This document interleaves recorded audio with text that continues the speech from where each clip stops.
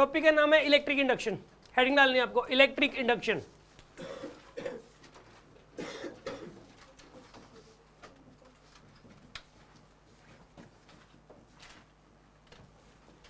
ये टॉपिक का नाम है इलेक्ट्रिक इंडक्शन। होता क्या है सुन लो। सबसे पहले तो देखो इलेक्ट्रिक इंडक्शन को समझने के लिए जो सबसे पहले तो जो जानना जो जरूरी है वो ये जानना जरूरी है कि अगर किसी बच्चे को ना पता हो, मैं पहले बता चुका हूँ आपको ये वाली बात कि मान लो अगर ये ई का इलेक्ट्रिक फील्ड है सपोज, और इस ई के इलेक्ट्रिक फील्ड में जिसकी वैल्यू है यहाँ पे 10 न्यूटन पर कूलम इलेक्ट्रिक फील्ड की वैल्यू है, इसे मान लो मैंने +2 कूलम का चार्ज रख दिया, पॉजिटिव चार्ज रख दिया, तो इसके ऊपर एक फोर्स लगेगा और वो फोर्स इलेक्ट्रिक फील्ड की डायरेक्शन में लगेगा। इधर इलेक्ट्रिक फील्ड है ना, तो फोर्स भी इधर ही लगेगा, इस केस में फोर्स भी इधर ही लगेगा और फोर्स की वैल्यू हो जाएगी 20 न्यूटन। यहाँ पे अगर -4 कूलम का चार्ज है तो इसके ऊपर फोर्स इधर लगेगा और इस फोर्स की वैल्यू कितनी हो जाएगी 4 × 10, कितना हो जाएगा 40। क्यू का फोर्स लगता है, क्यू का फोर्स। अगर किसी क्यू के चार्ज को ई के इलेक्ट्रिक फील्ड में अगर रख दिया जाए तो उसके ऊपर एक क्यू का फोर्स लगेगा। जिधर अगर पॉजिटिव चार्ज है, अगर पॉजिटिव चार्ज जिधर इलेक्ट्रिक फील्ड है उसी डायरेक्शन में लगेगा, और अगर नेगेटिव चार्ज है तो ऐसे केस में इलेक्ट्रिक फील्ड के अपोजिट डायरेक्शन में लगेगा। ये वाली बात हर किसी को पता है, ठीक है। मैं आपको ये बात बता चुका हूँ। मान लेते हैं कि जैसे इलेक्ट्रिक फील्ड ऊपर की तरफ है, सपोज मान लेते हैं कि इलेक्ट्रिक फील्ड ऊपर की तरफ है, इस इलेक्ट्रिक फील्ड की वैल्यू है सपोज 20 न्यूटन पर कूलम, सपोज ये इस इलेक्ट्रिक फील्ड की वैल्यू है, ठीक है ना। यहाँ पे मैंने चार्जेस रखे, सपोज एक चार्ज का मैंने मान लो +4 कूलम का, एक चार्ज का मान लो -6 कूलम का, एक चार्ज का +2 कूलम का, ठीक है, एक चार्ज का -3 कूलम का। इन चारों के ऊपर फोर्स लगेंगे। किधर किधर लगेंगे फोर्स? बताइए। इसके ऊपर किधर लगेगा? ऊपर के नीचे? ऊपर लगेगा। जिधर इलेक्ट्रिक फील्ड उधर ही लगेगा। इसमें इलेक्ट्रिक फील्ड ऊपर तो फोर्स भी ऊपर। कितना लगेगा फोर्स? 80 न्यूटन। इसके ऊपर बताइए फोर्स किधर लगेगा? नीचे लगेगा। कितना लगेगा बताइए? 120 न्यूटन। इसके ऊपर किधर लगेगा? ऊपर लगेगा। इसके ऊपर पॉजिटिव चार्ज है, इसलिए पॉजिटिव चार्ज जिधर इलेक्ट्रिक फील्ड उधर ही लगेगा। इलेक्ट्रिक फील्ड ऊपर तो फोर्स भी ऊपर लगेगा। कितना लगेगा बताइए? 40 न्यूटन। और इसके ऊपर बताइए किधर लगेगा? नीचे लगेगा क्योंकि नेगेटिव चार्ज है। इस तरफ लगेगा। कितना लगेगा ये बताइए? 20 × 3 60 न्यूटन का लगेगा। आपको बात समझ में आ गई होगी, ठीक है ना। फोर्स हमेशा क्यू के बराबर। अगर किसी क्यू के चार्ज को, ये बात बहुत इंपॉर्टेंट है, पूरी 11th में 12th में लगभग पता नहीं कहाँ इसकी जरूरत पड़ती रहती है, इसलिए मैं इसको बार बार बोल रहा हूँ। अगर क्यू का चार्ज किसी ई के एक्सटर्नल इलेक्ट्रिक फील्ड में रखा जाए तो ऐसे केस में उसके ऊपर एक क्यू का फोर्स लगता है, और अगर पॉजिटिव चार्ज है तो इलेक्ट्रिक फील्ड की डायरेक्शन में लगता है, और अगर नेगेटिव चार्ज है तो इलेक्ट्रिक फील्ड के अपोजिट डायरेक्शन में लगता है। एक्सटर्नल इलेक्ट्रिक फील्ड का मतलब ये कि इसने क्वेश्चन बोला है कि सर एक्सटर्नल इलेक्ट्रिक फील्ड का मतलब क्या है यहाँ पे? एक तो होता है सेल्फ इलेक्ट्रिक फील्ड और एक होता है एक्सटर्नल। सेल्फ मतलब चार्ज का खुद का इलेक्ट्रिक फील्ड। जैसे कि ये चार्ज है 4 कूलम, इसे अपना खुद का इलेक्ट्रिक फील्ड तो होगा। यहाँ पे उस इलेक्ट्रिक फील्ड की वैल्यू कंसीडर नहीं कर रहे कि इस 4 कूलम का खुद का इलेक्ट्रिक फील्ड क्या है, ठीक है। एक्सटर्नल का मतलब कहीं बाहर से आया है, मतलब यानी कि किसी और चार्ज किसी और चीज़ की वजह से है। ये इस चार्ज की वजह से नहीं है इलेक्ट्रिक फील्ड। समझ आ रही है बात आपको? कई बार बच्चों को ये लगना शुरू हो जाता है कि जैसे कि इस क्वेश्चन में ये जो इलेक्ट्रिक फील्ड है 20 का, ये आया कहाँ से है? बच्चे के माइंड में ये आना शुरू हो जाता है, क्या ये इस 4 की वजह से आया या इस -6 की वजह से आया, ऐसा लगना शुरू हो जाता है। बट ये कहाँ से आया ये आपको सोचना ही नहीं है, बाहर से अप्लाई कर दिया बस किसी ने। एक्सटर्नल इलेक्ट्रिक फील्ड का मतलब ये है, ठीक है। और किसी मन में कोई डाउट हो तो पूछ सकता है। इस बात की जरूरत थी इस इलेक्ट्रिक इंडक्शन को समझने के लिए, तो ये बात मैंने बताई आपको, ठीक है। अभी इलेक्ट्रिक इंडक्शन ये शुरू करते हैं। क्या होता है सुन आप ध्यान से। अगर कहीं पे स्ट्रॉन्ग इलेक्ट्रिक फील्ड हो और उस स्ट्रॉन्ग इलेक्ट्रिक फील्ड के अंदर अगर किसी इंसान को वहां पे खड़ा कर दिया जाए, वो तो क्या काम से बॉडी डेड हो जाएगी उसकी तुरंत वहीं खड़े खड़े। मतलब मान लो कि यहाँ पे कोई बंदा खड़ा है ऐसे, ठीक है ना, और यहाँ पे मैंने स्ट्रॉन्ग इलेक्ट्रिक फील्ड अप्लाई कर दिया, यहाँ से ऐसे स्ट्रॉन्ग इलेक्ट्रिक फील्ड अप्लाई कर दिया, चाहे इधर से कहीं से भी हो तो कोई फर्क नहीं पड़ता। वो बंदा तो गया, वो बस ऐसे होएगा, बस फिर उसके बाद खत्म कहानी उसकी। आखिर क्यों होता है सब? चक्कर क्या है इसका? ये क्यों हुआ? आखिर उस इलेक्ट्रिक फील्ड की वजह से उसकी बॉडी के अंदर जो है ना ऐसी कौन सी घटना घट गई, ये समझना, ठीक है ना। समझाता हूँ आपको मैं। मान लो कि यहाँ पर ये इलेक्ट्रिक फील्ड है, ये इलेक्ट्रिक फील्ड है सपोज, और इस इलेक्ट्रिक फील्ड के अंदर मैंने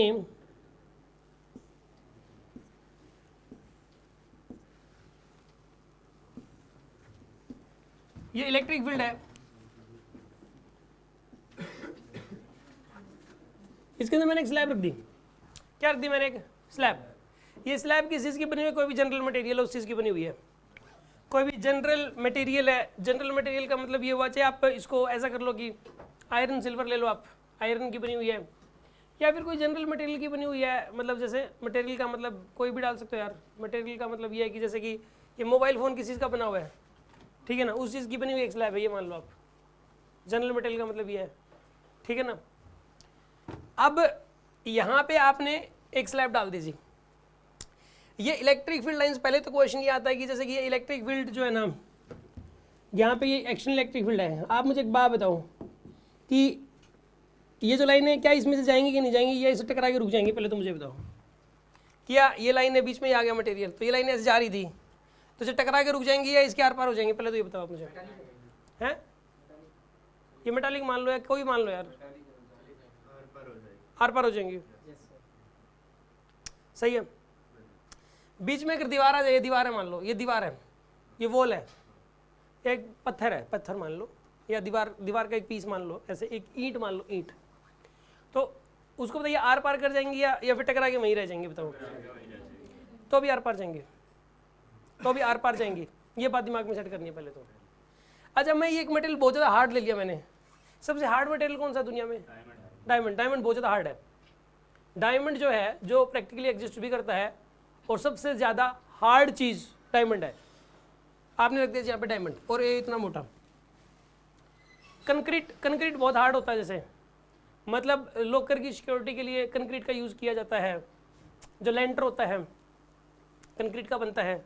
ऊंची ऊंची बिल्डिंगें बनती हैं, बहुत मतलब 20-50 माले की बिल्डिंग बननी है, तो उसमें सरिया और ये कंक्रीट का यूज़ होता है उसमें, क्योंकि वो हार्ड है, मजबूत है वो। डायमंड उससे भी कई गुना हार्ड है, ठीक है ना। अब मान लो आपने डायमंड को यहाँ रख दिया जी। अब बताओ इलेक्ट्रिक फील्ड लाइंस क्रॉस करेंगी या टकरा के वहीं रह जाएंगी, बताइए। क्रॉस करेंगी, इसका आंसर भी क्रॉस करेंगी। इलेक्ट्रिक फील्ड लाइंस तो दुनिया की हर चीज़ में से क्रॉस करेंगी, चाहे कुछ भी आ जाए। ये इलेक्ट्रिक फील्ड लाइंस हैं जो कि क्रॉस करेंगी ही करेंगी। आ रही है बात समझ में आपको? इलेक्ट्रिक फील्ड लाइंस तो पक्का क्रॉस करेंगी। लिख लो इस बात को। Electric field lines can cross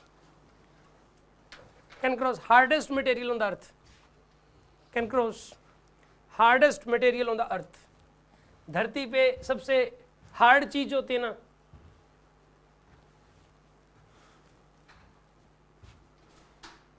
उसको क्रॉस कर सकते हैं electric field lines.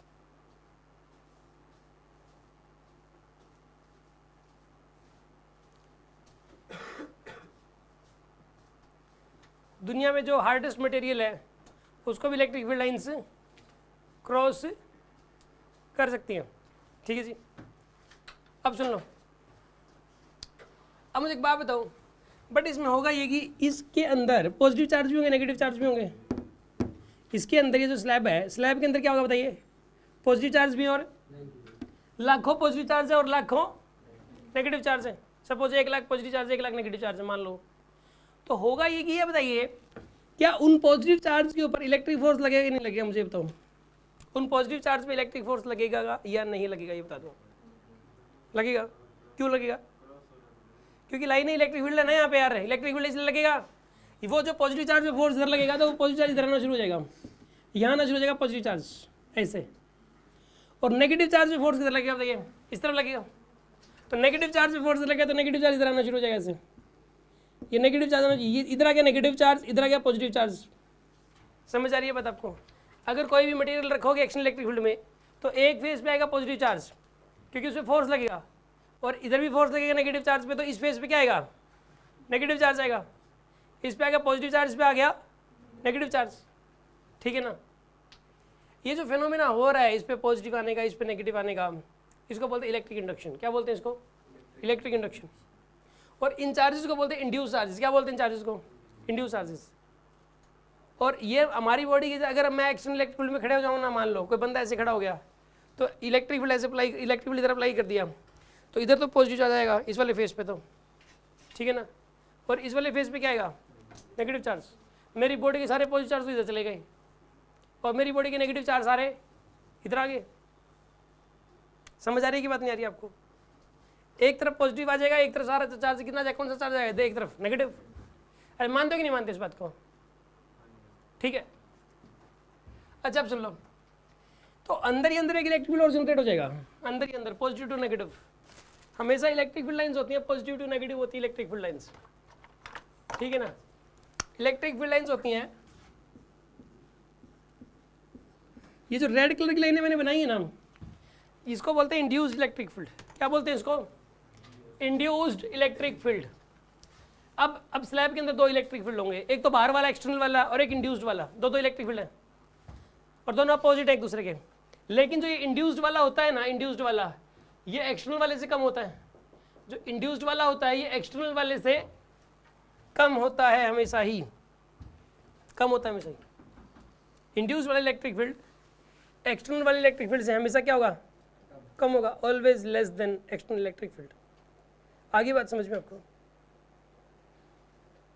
Induced electric field is always less than external electric field, ठीक है।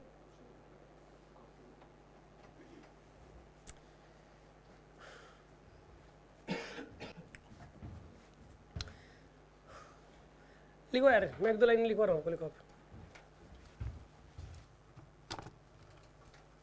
लिखो, when a slab is placed in an external electric field,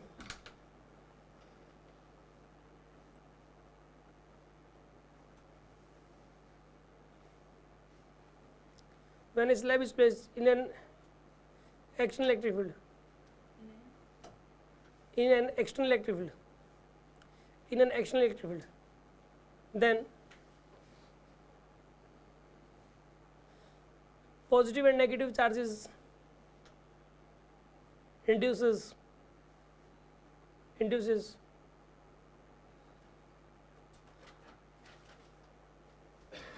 on the opposite faces of slab, opposite faces पे induce हो जाएंगे ये, on the opposite faces of slab. These charges are called induced charges. These charges are called induced charges. And this phenomena is called electric induction. And this phenomena is called electric induction.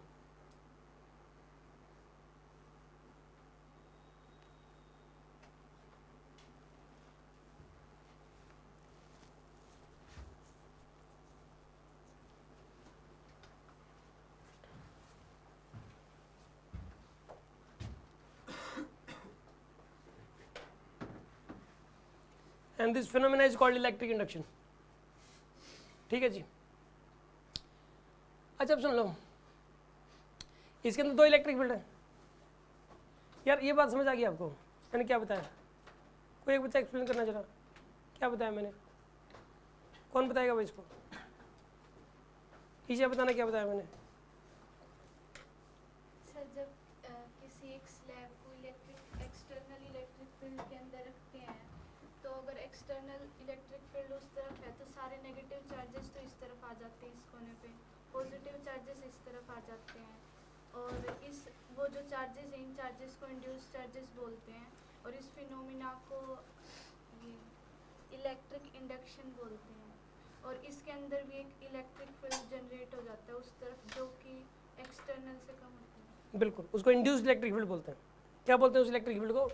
ये red colour वाला कौन सा है यहाँ पे? Induced electric field.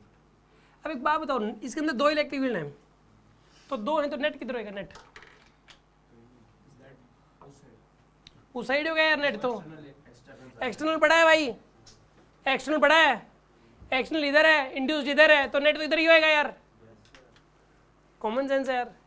इसके अंदर जो है ना, ई नेट जो होगा वो होगा ई एक्सटर्नल माइनस में ई इंड्यूस्ड। अच्छा अब सुन लो, यहाँ पर अगर रेशियो लिया जाए ई एक्सटर्नल और ई नेट का, साइंटिस्ट लोगों ने ई एक्सटर्नल और ई नेट का रेशियो ले लिया। ई एक्सटर्नल अपन में ई नेट का रेशियो जब उन्होंने लिया ना,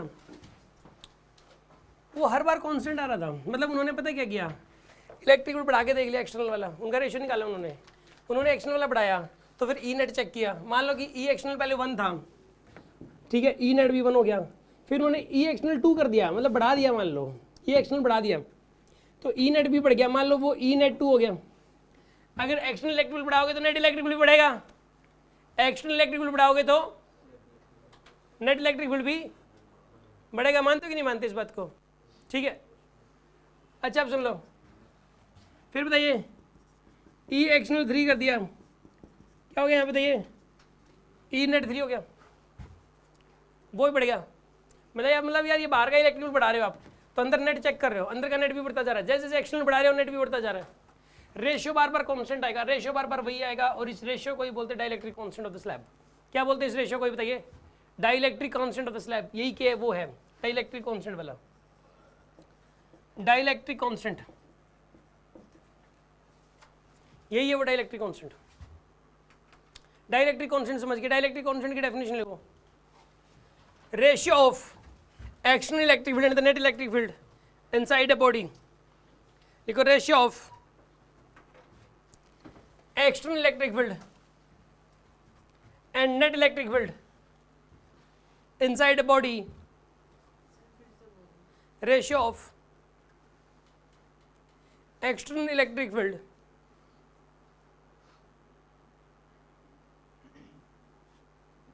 and net electric field, external electric field and net electric field inside a body is called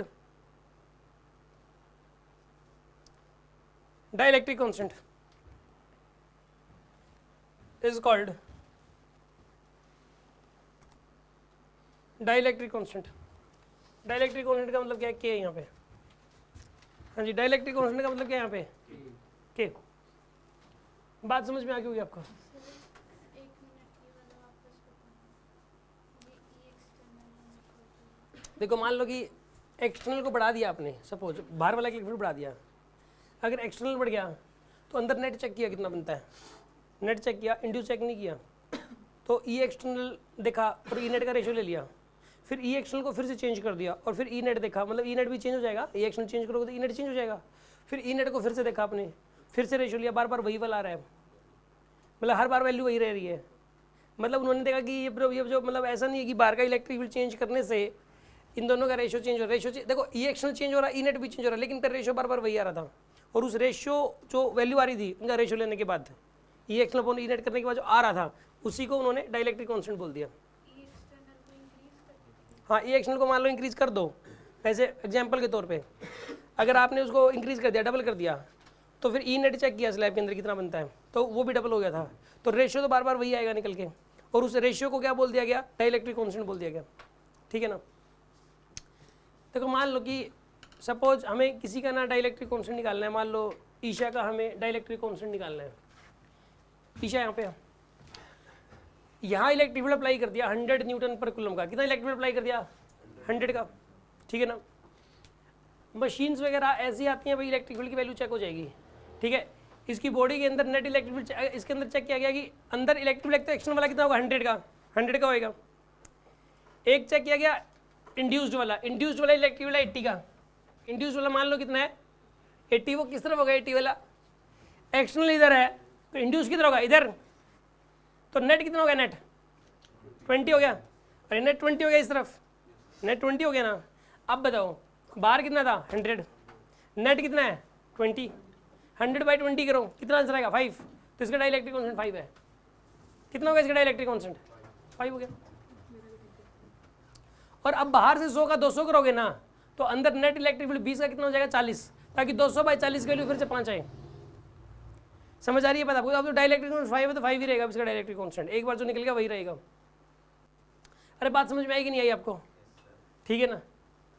अब सुन लो जी अगला डिस्कशन।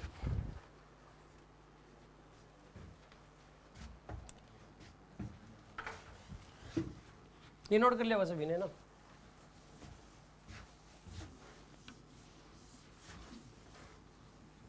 मान लो कि आपने जो ना यहाँ पे एक परफेक्ट कंडक्टर ले लिया, केस ऑफ परफेक्ट कंडक्टर।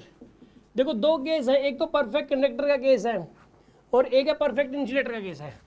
एक तो परफेक्ट कंडक्टर का केस है और एक परफेक्ट इंसुलेटर का केस है, दो केसेस हैं यहाँ पे। ठीक है ना? परफेक्ट कंडक्टर के केस में क्या होता है, सुन लो आप, परफेक्ट कंडक्टर मतलब मान लो ये, उसमें मान लो आपने एक्सटर्नल इलेक्ट्रिक फील्ड अप्लाई कर दिया, जैसे ये परफेक्ट कंडक्टर है, ये स्लैब किस चीज़ की बनी हुई है बताइए, परफेक्ट कंडक्टर की। तो ऐसे केस में पता क्या, परफेक्ट कंडक्टर का मतलब ये हुआ कि मतलब 100% कंडक्ट करेगा, यानी कि इसमें पता क्या होता है, जितना एक्सटर्नल इलेक्ट्रिक फील्ड होगा, इंड्यूस्ड इलेक्ट्रिक फील्ड जो आएगा ना यहाँ पे इंड्यूस्ड वाला, ये उतना ही हो जाएगा, इंड्यूस्ड वाला इलेक्ट्रिक फील्ड जो होगा ये बराबर हो जाएगा परफेक्ट कंडक्टर है तो। ये वाला और ये वाला बराबर, परफेक्ट कंडक्टर के केस में क्या होगा बताइए, ई एक्सटर्नल और ई इंड्यूस्ड बराबर हो जाते हैं, तो ई नेट कितना हो जाएगा बताइए, 0। हाँ जी, नेट इलेक्ट्रिक फील्ड क्या हो जाएगा यहाँ पे, 0 हो जाएगा ना नेट इलेक्ट्रिक फील्ड। यहाँ पर जो नेट इलेक्ट्रिक फील्ड आएगा वो क्या आएगा यहाँ पे, 0। Net electric field will be equal to 0। तो एक बात बताइए यहाँ पे, के क्या होता है, के ई एक्सटर्नल अपॉन में ई नेट होता है यार। ई एक्सटर्नल की वैल्यू कितनी यहाँ पे, ई एक्सटर्नल की वैल्यू चाहे कुछ भी हो, 100 है 200 है जो भी है यार, ई एक्सटर्नल की वैल्यू जो भी है ठीक है, और ई नेट की वैल्यू कितनी होगी यहाँ पे, 0। तो बताइए डाइलेक्ट्रिक कांस्टेंट क्या है, इनफाइनाइट।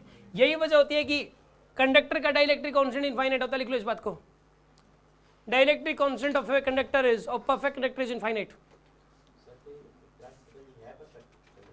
नहीं, प्रैक्टिकली कोई एग्जिस्ट नहीं करता, और बाय द वे हम लोग है ना, जो भी अगर कंडक्टर वर्ड भी आ जाए तो उसको परफेक्ट कंडक्टर ही लेके चलेंगे, हम उसको परफेक्ट कंडक्टर ही लेके चलेंगे। Dielectric constant of a perfect conductor हम लोग जो है ना इनफाइनाइट लेके चलेंगे हम लोग हमेशा ही।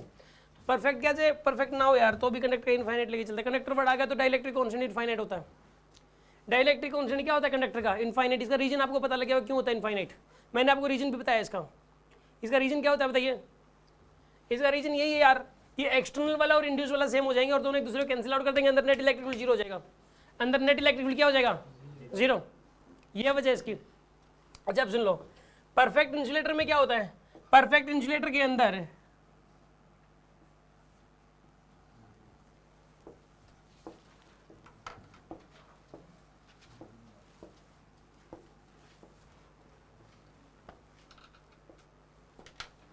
ये परफेक्ट इंसुलेटर है, इसमें क्या होगा बताइए, इंडक्शन ही नहीं होता इसमें, परफेक्ट इंसुलेटर में इंडक्शन ही नहीं होता, तो इंड्यूस 0 हो जाता है इसमें। यहाँ पे ई इंड्यूस क्या हो जाता है, 0। तो ये बताइए अंदर ई नेट किसके बराबर हो जाएगा, ई एक्सटर्नल के बराबर हो जाएगा। तो एक बात बताइए के की वैल्यू क्या हो जाएगी यहाँ पे, ई एक्सटर्नल अपॉन में ई नेट, इसकी वैल्यू किसके बराबर आएगी यहाँ पे, ई एक्सटर्नल अपॉन ई नेट की वैल्यू 1 के बराबर आ जाएगी, ठीक है ना। ई एक्सटर्नल अपॉन में ई नेट, इसकी वैल्यू हो जाएगी 1 के बराबर, ई एक्सटर्नल अपॉन में ई नेट की जो वैल्यू आएगी यहाँ पे वो 1 के बराबर आ जाएगी, E external upon E net is equals to 1, ठीक है ना। डाइलेक्ट्रिक कांस्टेंट 1 के बराबर होगा इसका, परफेक्ट इंसुलेटर का जो डाइलेक्ट्रिक कांस्टेंट होता है वो 1 के बराबर होता है। इसमें कंडक्टर परफेक्ट कंडक्टर हो जाएगा, तो इसमें भी इंसुलेटर का परफेक्ट इंसुलेटर ही में लेना है। परफेक्ट इंसुलेटर कोई एग्जिस्ट नहीं करता, लेकिन हम लोग इंसुलेटर बोल दिया ना उसने तो परफेक्ट लेके चलेंगे, उसे डाइलेक्ट्रिक कांस्टेंट 1 ही लेके चलेंगे। परफेक्ट लेना हो, परफेक्ट नाम की चीज़ उस दुनिया में कोई है नहीं, ना ही परफेक्ट इंसुलेटर एग्जिस्ट करता, ना ही परफेक्ट। हाँ वैक्यूम का होता है, लेकिन वो सामान तो नहीं है, मटेरियल तो नहीं है ना वो, है ना। वैक्यूम का हो सकता है, वैक्यूम ही परफेक्ट इंसुलेटर है बस, बट वो कोई सामान नहीं है, मटेरियल नहीं है वो तो स्पेस है बस। मैंने कहा कि मटेरियल एग्जिस्ट नहीं कर सकता, बट वैक्यूम परफेक्ट इंसुलेटर है, इसमें कोई डाउट नहीं है। लिख सकते हो इसको, वैक्यूम इज परफेक्ट इंसुलेटर, और dielectric constant of the vacuum is 1, dielectric constant of the vacuum is 1, ठीक है ना।